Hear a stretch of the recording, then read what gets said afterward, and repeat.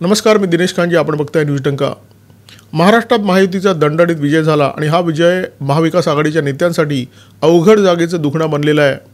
अनाकलनीय, चमत्कारिक, धक्कादायक अशा शब्दामध्ये जनमताचा उपवास करण्याचं काम महाविकास आघाडीचे नेते सातत्याने करत आहेत. केंद्रापासून महाराष्ट्रापर्यंत रडारड सुरू आहे. काँग्रेस नेते मल्लिकार्जुन खरगे, जयराम रमेश दिल्लीत बसून रडारड करत आहेत, तर महाराष्ट्रात शरद पवार, उद्धव ठाकरे आणि नाना पटोले यांनी ही जबाबदारी स्वीकारलेली आहे. हिंदूंमध्ये एखादी व्यक्ती गेल्यानंतर 13 दिवस शोक करण्याची प्रथा आहे, परंतु महाविकास आघाडीची ही रडारड, हा शोक 13 दिवसानंतर तरी संपेल की नाही असा प्रश्न पडलेला आहे. लोकशाहीच्या बाता करणारे हे नेते, दिवस रात्र संविधानाच्या नावाने गळा काढणारे हे नेते, महाराष्ट्रातला एक पराभव या नेत्यांना पचवता येत नाही असं चित्र महाराष्ट्राची जनता बघते. 6 महिन्यापूर्वी लोकसभा निवडणुकीमध्ये महायुतीचा पराभव झाला होता, दारुण पराभव झाला होता. महाविकास आघाडीचा दणदणीत विजय झाला होता. तेव्हा एकनाथ शिंदे आणि देवेंद्र फडणवीस या नेत्यांनी हा पराभव अत्यंत नम्रपणाने, अत्यंत खेळाडूपणाने स्वीकारला आणि त्याच्यानंतर आत्मचिंतनसुद्धा केलं. ही बाब या रडू गँगने लक्षात घेण्याची गरज आहे. महाराष्ट्रामध्ये महायुतीला जे भव्य यश मिळालं ते जनतेने दिलेलं यश नाही आहे, ते EVMमुळे मिळालेलं यश आहे. अशा प्रकारचं नॅरेटिव्ह मवियाचे नेते आणि त्यांचे पाळीव पत्रकार सेट करताना दिसत आहेत. 6 महिन्यापूर्वी लोकसभा निवडणुकांमध्ये महाराष्ट्रामध्ये मवियाला घसघशीत यश मिळालं होतं. तेव्हा राहुल गांधी आणि उद्धव ठाकरे यांचा जय जयकार सुरू होता. शरद पवारांच्या डावपेचांचं प्रचंड कौतिक सुरू होतं. आता 6 महिन्यानंतर महायुतीने शरद पवारांचे डावपेच पूर्णपणे उद्ध्वस्त केले. अचूक रणनीती वापरून महाविकास आघाडीच्या मनसुब्यांना महायुतीच्या नेत्याने उद्ध्वस्त केलं.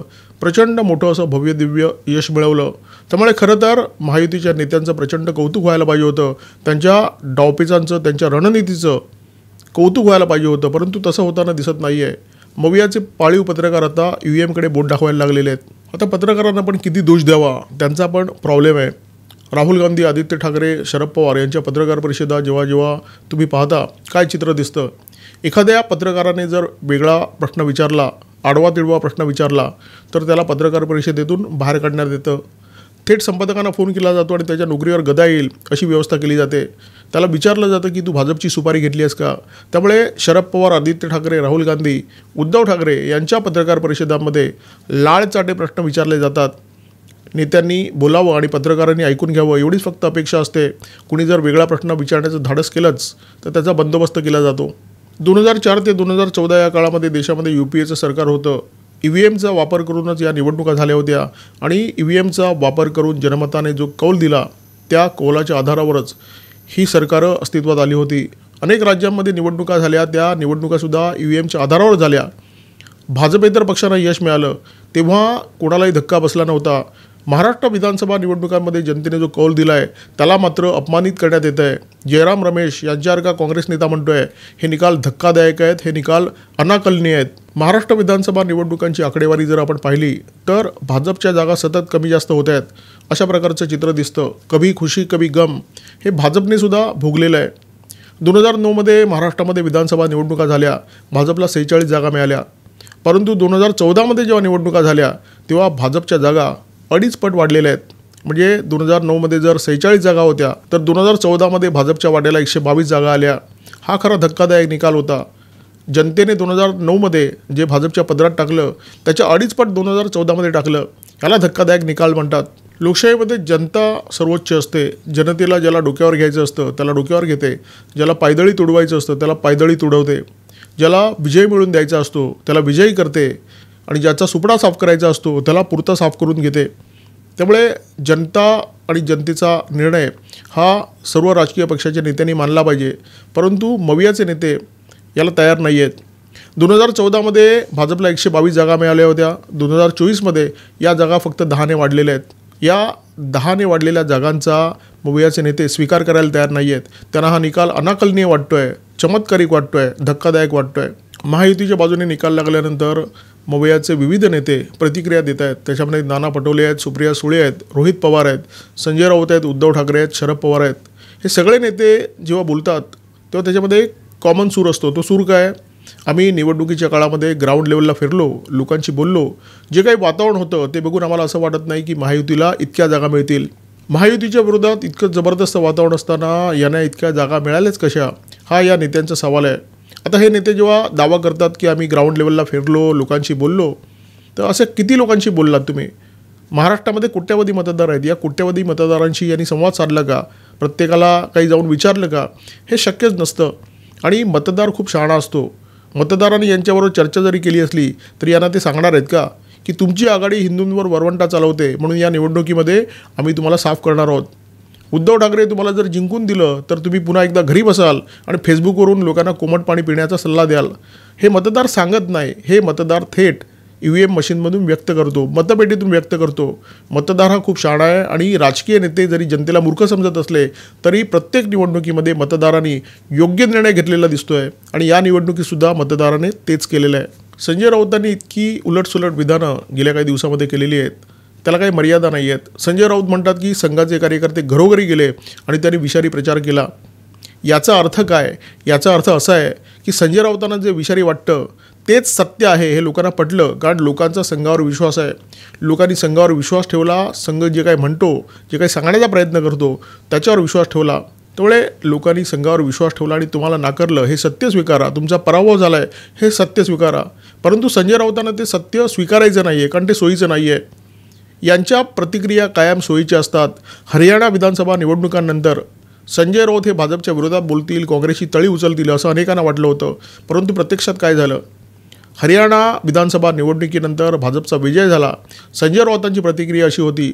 संजय राऊत म्हणाले की काँग्रेसच्या बाजूने वातावरण होतं, परंतु भाजपने योग्य रणनीती आखली, लोकांपर्यंत गेले, लोकांच्या मताचं परिवर्तन केलं आणि अखेर योग्य रणनीती वापरून भाजपने ही निवडणूक जिंकली, म्हणून त्यांचं कौतुकच केलं पाहिजे. साधारण अशीच प्रतिक्रिया उपाटा शिवसेनेचे खासदार प्रियंका चतुर्वेदी यांनी दिली. अशी प्रतिक्रिया देण्याचं कारण काय होतं? भाजपचं कौतुक करण्याचं कारण काय होतं?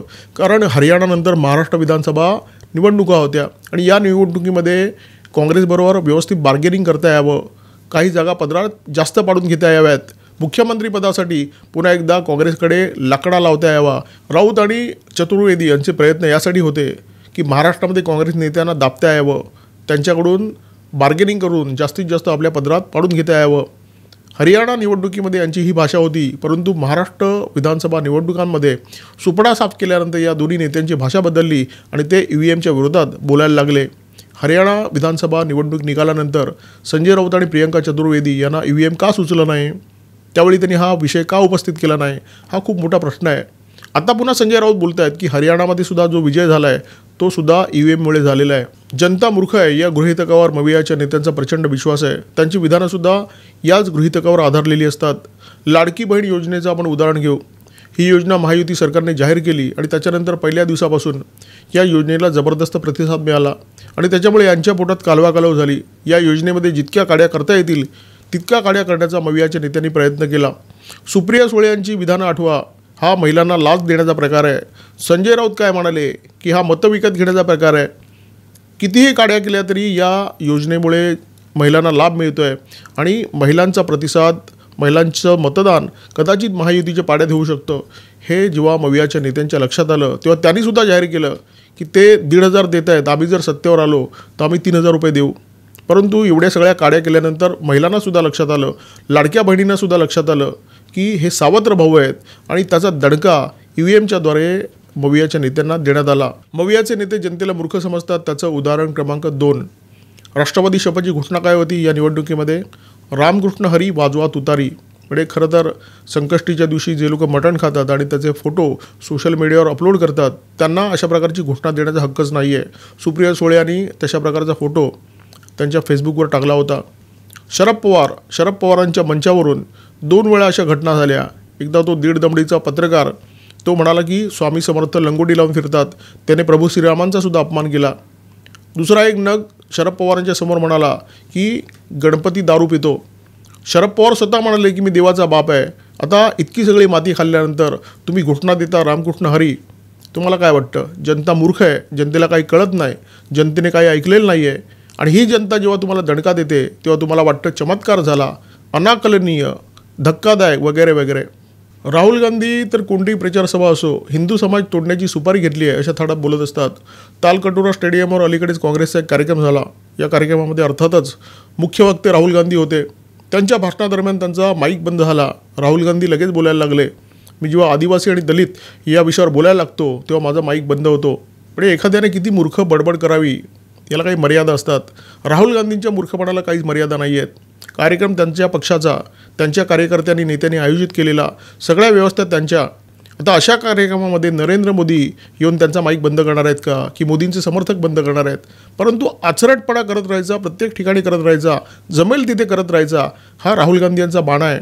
आणि या बाणाला कंटाळून कोणी जर काँग्रेसचाच माईक बंद केला असेल, महाराष्ट्रामध्ये त्यांचा कडेलोट केला असेल, तर दोष जनतेला कसा द्यायचा? जनतेला दोष देता येत नाही, मग EVMला दोष द्यायचा. जनतेचं समर्थन आमच्याकडेच होतं, परंतु EVMमुळे तुम्ही जिंकलात हे सांगण्याचा प्रयत्न मवियाचा प्रत्येक नेता करतो आहे, काँग्रेसचा प्रत्येक नेता करतो आहे. सत्तेत असताना किंवा विरोधात असताना काँग्रेसचे नेते कायम औरंगजेब आणि बाबराचे वंशज असल्यासारखे वागत असतात. हिंदूंवर वरवंटा चालवण्याचं काम करत असतात. मग हिंदू चवताळून एखाद्या निवडणुकीमध्ये तुमचा सुपडा साफ करत असतील, तुम्हाला पायदळी तोडत असतील, तर तुम्हाला एवढा शॉक आणि झटका का लागतो आहे? निकाल तुम्हाला अनाकलनीय, धक्कादायक का वाटत आहेत? चमत्कारी का वाटत आहेत? सर्वोच्च न्यायालयाने सुद्धा EVMच्या प्रकरणामध्ये तुमचं थोबाड फोडलेलं आहे. तुमचा जो दावा होता की EVMमुळे आम्ही हरलो, तो दावा सर्वोच्च न्यायालयाने अमान्य केलेला आहे. तरीसुद्धा तुमची अक्कल ठिकाणावर येत नाही, तरीसुद्धा तुम्ही काही शिकत नाही. काँग्रेसने आणि मवियाच्या नेत्यांनी स्वतःची काळजी घेण्याची गरज आहे, बरं होण्याची गरज आहे.